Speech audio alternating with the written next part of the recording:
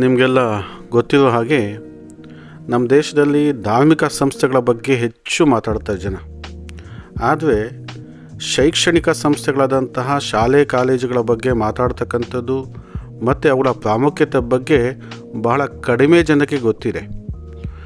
ಈ ಶೈಕ್ಷಣಿಕ ಸಂಸ್ಥೆಗಳಾದಂತಹ ಶಾಲೆ ಕಾಲೇಜುಗಳ ಒಂದು ಪ್ರಾಮುಖ್ಯತೆ ದೇಶದ ಪ್ರಗತಿಯಲ್ಲಿ ಏನಿದೆ ಅಂತಕ್ಕಂಥದ್ದು ತಿಳ್ಕೊಬೇಕಾದ್ರೆ ಒಂದು ಸಣ್ಣ ನಿಮಗೆ ಕಥೆನ ಹೇಳ್ತೀನಿ, ಎಕ್ಸಾಂಪಲ್ ಹೇಳ್ತೀನಿ.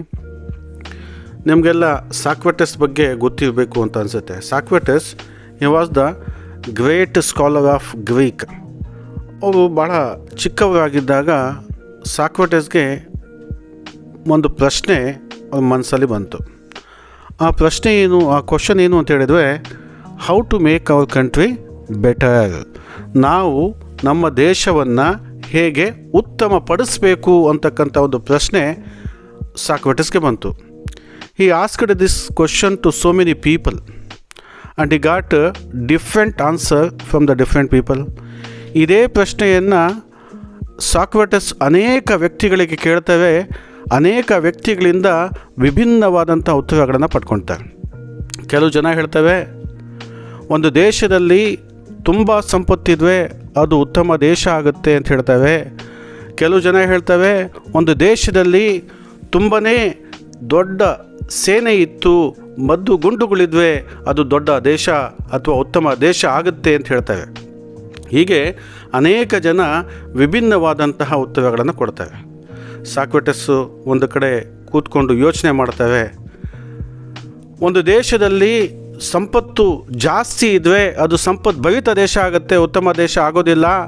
ಒಂದು ದೇಶದಲ್ಲಿ ದೊಡ್ಡ ಸೇನೆ ಮದ್ದು ಗುಂಡುಗಳಿದ್ವೆ ಅದು ಬಲಿಷ್ಠ ದೇಶ ಆಗುತ್ತೆ, ಉತ್ತಮ ದೇಶ ಆಗೋದಿಲ್ಲ.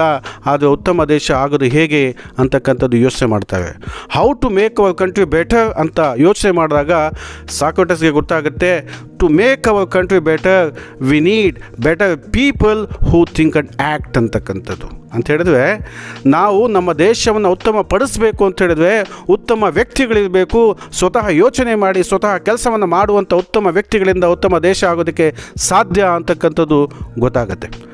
ಆಮೇಲೆ ಇನ್ನೊಂದು ಕ್ವಶನ್ನು ಸಾಕ್ರೆಟಿಸ್ ಮೈಂಡಲ್ಲಿ ಬಂದ್ಬಿಡುತ್ತೆ.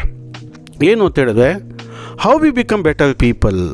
ನಾವು ಉತ್ತಮ ವ್ಯಕ್ತಿಗಳಾಗೋದು ಹೇಗೆ? ಉತ್ತಮ ವ್ಯಕ್ತಿಗಳಿಂದ ಉತ್ತಮ ದೇಶ ಆಗುತ್ತೆ, ಅದು ಉತ್ತಮ ವ್ಯಕ್ತಿಗಳಾಗೋದು ಹೇಗೆ ಅಂತಕ್ಕಂಥದ್ದು ಮೈಂಡಲ್ಲಿ ಬರುತ್ತೆ. ಈ ಕ್ವಶನೂ ಕೂಡ ಅನೇಕ ಜನಕ್ಕೆ ಕೇಳ್ತವೆ ಅವರು. ಅದೇ ಥರ ಅನೇಕ ಜನ ಏನು ಮಾಡ್ತವೆ, ವಿಭಿನ್ನವಾದಂತಹ ಒಂದು ಉತ್ತರಗಳನ್ನು ಕೊಡ್ತವೆ. ಕೊನೆಗೆ ಸಾಕ್ರೆಟಿಸ್ಗೆ ಗೊತ್ತಾಗುತ್ತೆ, by getting education only we become better people ಅಂತ. ಅಂದರೆ ಶಿಕ್ಷಣವನ್ನು ಪಡೆಯೋದ್ರ ಮೂಲಕ ಮಾತ್ರ ನಾವೇನಾಗ್ಬೋದು, ಉತ್ತಮ ವ್ಯಕ್ತಿಗಳಾಗ್ಬೋದು, ಉತ್ತಮ ವ್ಯಕ್ತಿಗಳಿಂದ ಉತ್ತಮ ದೇಶ ಆಗೋದಕ್ಕೆ ಸಾಧ್ಯ ಆಗುತ್ತೆ ಅಂತಕ್ಕಂಥದ್ದು. ಮತ್ತೊಂದು ಪ್ರಶ್ನೆ ಬರುತ್ತೆ ಅವ್ರಿಗೆ, ಏನದು ಅಂತ ಹೇಳಿದ್ರೆ, ವೇರ್ ವಿ ಗೆಟ್ ಎಜುಕೇಷನ್. ನಾವು ಶಿಕ್ಷಣವನ್ನು ಪಡೆಯೋದು ಎಲ್ಲಿ ಸಿಗುತ್ತೆ ನಮಗೆ ಶಿಕ್ಷಣ ಅಂದರೆ, ಬಹಳ ಸುಲಭವಾಗಿ ಅದಕ್ಕೆ ಉತ್ತರ ಸಿಗುತ್ತೆ. ನಮ್ಮ ಶೈಕ್ಷಣಿಕ ಸಂಸ್ಥೆಗಳಾದಂತಹ ಶಾಲಾ ಕಾಲೇಜುಗಳಲ್ಲಿ ಉತ್ತಮವಾದಂತಹ ಒಂದು ಶಿಕ್ಷಣ ಸಿಗುತ್ತೆ. ಆ ಶಿಕ್ಷಣವನ್ನು ಪಡೆಯೋದ್ರ ಮೂಲಕ ಉತ್ತಮ ವ್ಯಕ್ತಿಗಳಾಗಿ ಉತ್ತಮ ದೇಶವನ್ನು ಮಾಡೋದಕ್ಕೆ ಸಾಧ್ಯ ಅಂತಕ್ಕಂಥದ್ದು ಗೊತ್ತಾಗುತ್ತೆ. ಈ ಮಹತ್ವವನ್ನು, ಶೈಕ್ಷಣಿಕ ಸಂಸ್ಥೆಗಳ ಮಹತ್ವವನ್ನು ನಾವು ಅರ್ಥ ಮಾಡ್ಕೋಬೇಕಾಗಿದೆ. ಇನ್ನೊಬ್ಬ ಫಿಲಾಸಫರ್ ಹೇಳಿದ್ದಾನೆ, destiny of A nation being shaped in a class room ಅಂತ ಹೇಳ್ಬಿಟ್ಟು. ಅಂದರೆ ಒಂದು ದೇಶದ ಭವಿಷ್ಯ ಒಂದು ಶಾಲೆಯ ತರಗತಿಯಲ್ಲಿ ಮಾರ್ಪಾಡಾಗುತ್ತೆ, ಚೇಂಜ್ ಆಗುತ್ತೆ, ಬದಲಾಗುತ್ತೆ ಅಂತ ಹೇಳಿದ್ರೆ, ಆ ಅನೇಕ ತರಗತಿಗಳನ್ನು ಹೊಂದಿರತಕ್ಕಂಥ ಶಾಲೆಗಳಿಗೆ, ಅನೇಕ ತರಗತಿಗಳನ್ನು ಹೊಂದಿರತಕ್ಕಂಥ ಕಾಲೇಜ್ಗೆ ಎಷ್ಟು ಮಹತ್ವ ಇದೆ ಅಂತಕ್ಕಂಥದ್ದು ಇದರಿಂದ ಗೊತ್ತಾಗುತ್ತೆ. ಇಡೀ ದೇಶದ ಭವಿಷ್ಯವೇ ಒಂದು ಶಾಲೆಯ ತರಗತಿಯಲ್ಲಿ ಮಾರ್ಪಾಡಾಗುತ್ತೆ ಅಂತ ಹೇಳಿದ್ರೆ, ಒಂದು ಶಾಲೆಗೆ, ಕಾಲೇಜ್ಗೆ ಎಷ್ಟು ಮಹತ್ವ ಇದೆ ಅಂತಕ್ಕಂಥದ್ದು ನಾವು ತಿಳಿಬೇಕಾಗುತ್ತೆ. ಆದರೆ ಅದರ ಬಗ್ಗೆ ನಾವು ಯೋಚನೆ ಮಾಡೋದಿಲ್ಲ.